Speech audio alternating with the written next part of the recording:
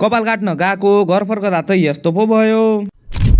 Hello guys, तपाईहरुलाई फेरि स्वागत छ मेरो ब्रान्ड न्यू ब्लगमा। कपाल काट्न जाऊँ भनेर टक्क पैसा के उठाथे, म पनि हजुरसँगै जान्छु भनेर भाइ त साइकल पो निकाल्न थाल्यो त। साइकलमा हावा नभएको हुनाले उलाई अगाडि बसाएर मैले पनि राजपुरतिर कपाल काट्न लगे। मैले कपाल काट्ने भनेको यही पसल हो। पुग्न त पुगियो। दाइ अरूको कपाल काट्नमा बिजी हुनुहुन्थ्यो। कुन स्टाइलमा काट्दा राम्रो हुन्छ भनेको त दाइले एकछिन पर्ख अहिले भन्छु भन्नुभयो। म त कपाल काट्न बसे, उ बिचारा एक्लै बसिरह्यो। एकैछिनमा कपाल काट्ने मेरो पालो पनि आयो। दाइले तिमीलाई त सुलोभ नै काट्न सुहाउँछ भनेर सुलोभ काट्न थाल्नुभयो। एकछिनमै दाइ र भाइ मिलेर घर पुग्यौं। म त पढ्न लागे, उ भने खेल्दै थियो। यस्तो कपाल किन काटेको भनेर मम्मीले एक दुईटा डायलग हान्नुभयो। मम्मीले जा यो दुध छिटो पुगाएर आइस भनेर भन्नुभयो। मम्मीलाई फकाउनलाई चाहिँ भनेको काम चाहिँ सबै गर्नुपर्छ नि। बसन्तीलाई चराउन पनि वाक्कै लाग्छ भने मैले दिएको घाँसै खान्न बसिरहेको थिएँ। अचानक यो यहाँबाट भागेर आफ्नो साथीहरूसँग खेल्न गयो। अब अर्को ब्लगमा भेटौँला। Thanks for watching, bye by.